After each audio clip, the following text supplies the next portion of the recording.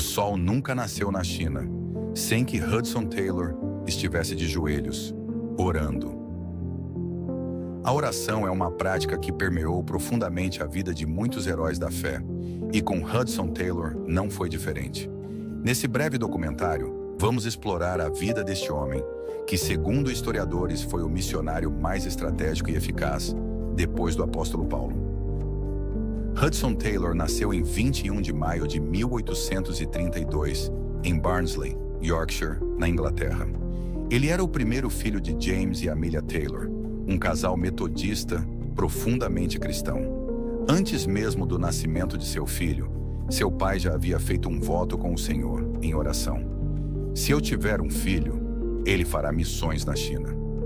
A fé de sua família teve um impacto significativo na vida de Hudson desde os primeiros anos, e até mesmo sua irmã mais nova já orava pela sua conversão. A conversão de Hudson Taylor só aconteceu quando ele tinha 17 anos. Nesse dia, sua mãe, Amélia, sentiu uma enorme necessidade de orar por seu filho e orou até suas forças se acabarem. E quando não conseguia mais orar, então se levantou e louvou a Deus, pois tinha certeza de que ele havia respondido à sua oração. E o interessante é que, quando Hudson Taylor se entregou a Jesus, sua mãe estava de joelhos, agradecendo e louvando. Aqui podemos destacar duas coisas muito importantes: a necessidade de uma oração profunda e sincera para que almas se convertam, e o impacto significativo que a oração teve na vida de Hudson Taylor, a qual seria uma base sólida em todo o sucesso obtido em seu ministério. Após sua conversão, Hudson sentiu um chamado claro para ir à China e anunciar o Evangelho aos não alcançados, cumprindo assim o desejo do coração de seu pai. Em setembro de 1853, aos 21 anos, Hudson Taylor embarcou em um navio de 3 mastros rumo à China. Ele estava determinado a levar a mensagem do Evangelho a um país que até então era praticamente desconhecido para o Ocidente. Ao chegar à China, logo se deparou com um choque cultural. Os missionários que já estavam lá viviam entre os ocidentais, praticamente onde só haviam ingleses, e vez ou outra saíam com seus tradutores para evangelizar.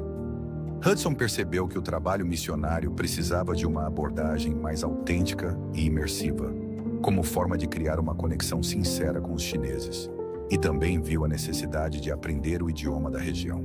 Depois de algumas viagens ao interior da China, Hudson ficou impactado e comovido com o número de pessoas que nunca haviam ouvido falar do Evangelho.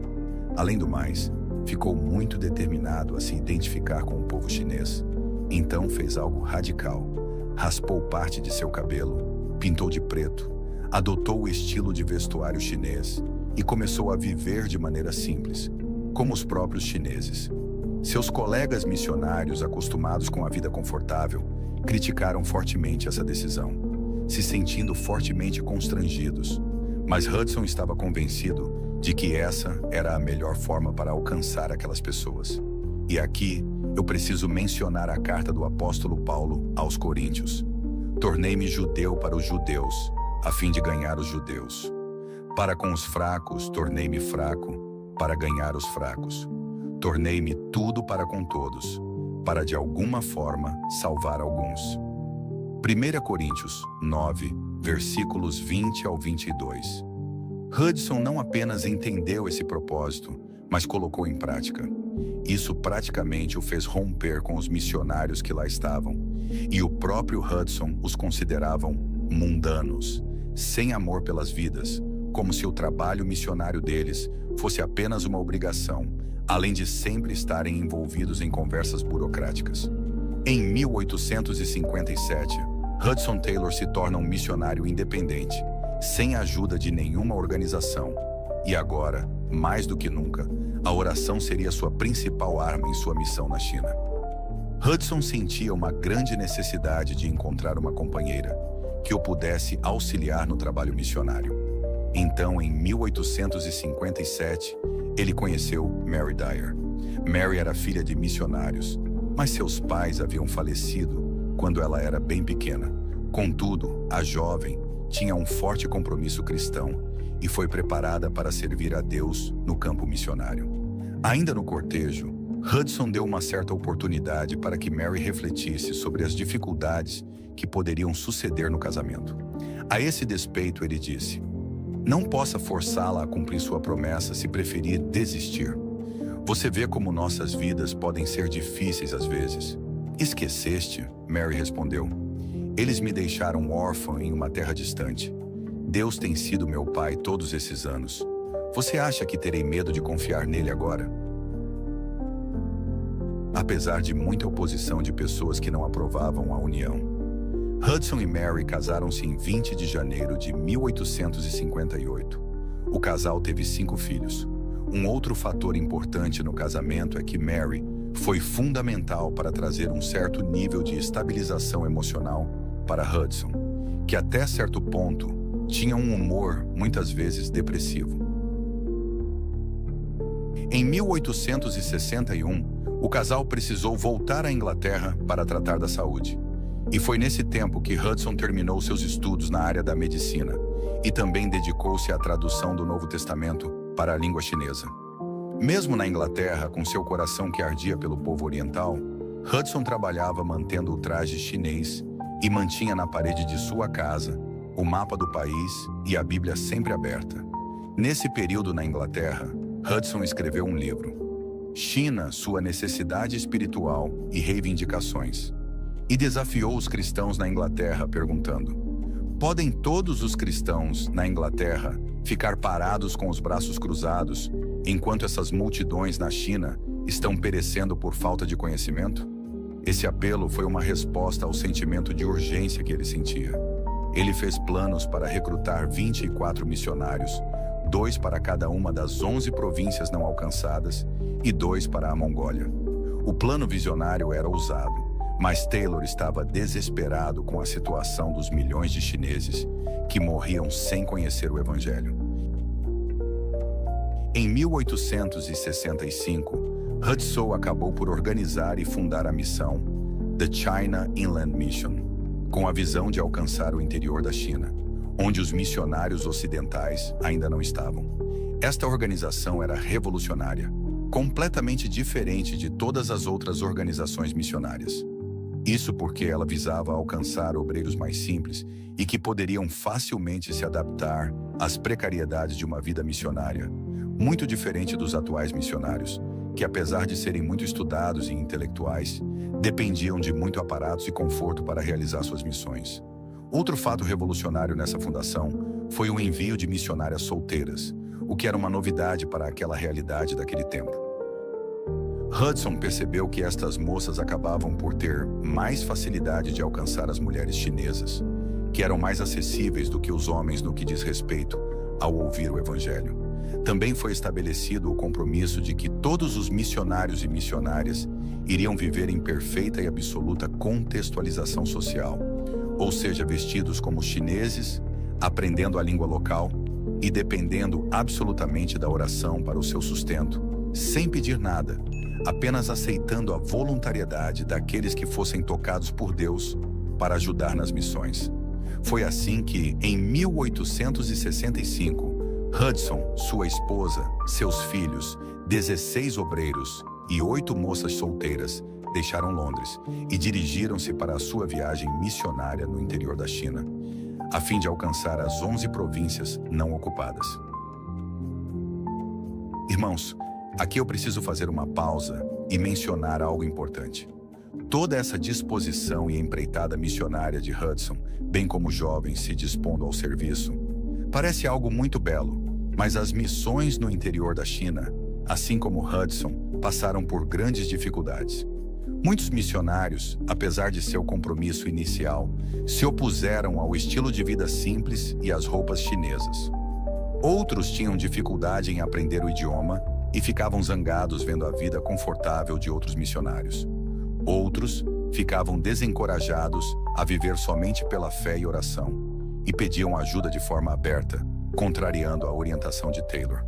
A resistência local também foi forte, com ataques e perseguições a missionários estrangeiros. Em 1867, sua filha Graça Taylor, uma das que Hudson tinha mais afeição, faleceu e foi para o lar eterno.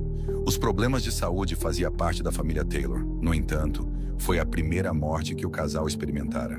A esse respeito, Mary escreveu: Nossa querida Gracie, como sentimos falta da sua doce voz pela manhã, um dos primeiros sons que nos saudava ao acordar, ao longo do dia e também à noite.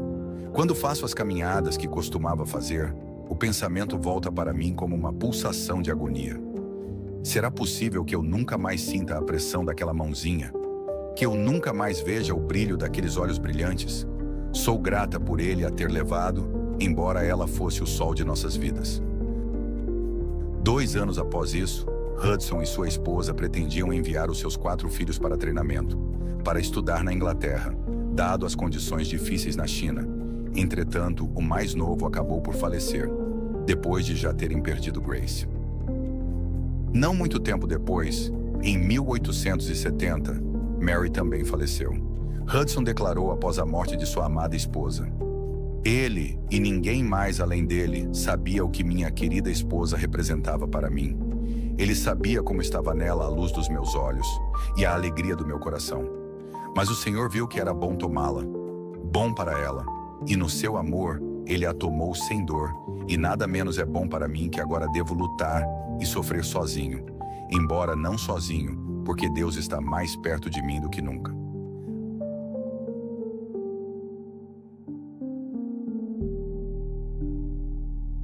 Algo que precisa ficar claro é que grandes homens de Deus passam por grandes provações, e todo o triunfalismo que vemos hoje na vida de supostos grandes homens de Deus parece contrariar e muito a vida sacrificial dos verdadeiros cristãos.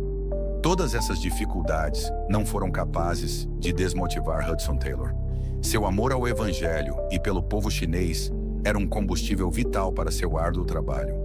Em 1874, Hudson Taylor fez a seguinte declaração: A minha alma anseia e o coração arde pela evangelização de centenas de milhões de habitantes dessas províncias sem obreiros.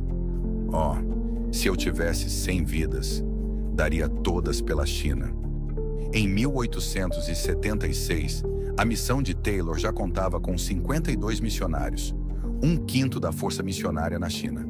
Em 1881, ele pediu a Deus mais 70 missionários e até o final de 1884, conseguiu 76. Em 1886, Taylor orou por mais 100 missionários e em novembro de 1887 foi anunciado 102 candidatos. Hudson Taylor também sentiu a direção de Deus para unificar os grupos evangélicos que trabalhavam na evangelização na China em torno de um mesmo alvo: orar e se esforçar para que fosse aumentado o número de missionários. Por volta de 1895, a China já contava com mais de 1.150 missionários. Em 3 de junho de 1905, na cidade de Changsha, após 52 anos de árduo trabalho para Cristo e missões na China, Hudson Taylor foi para o lar eterno. Na cidade de Xinjiang, foi enterrado seu corpo. Emocionantes foram os cultos celebrados em vários países em sua memória. Diversos livros foram escritos acerca das suas vitórias e lutas na obra de Deus. Mas as vozes mais destacadas, as que Hudson Taylor mais apreciara, se pudesse ouvi-las, eram as de muitas crianças chinesas, que cantando louvores a Deus deitaram flores sobre o seu túmulo.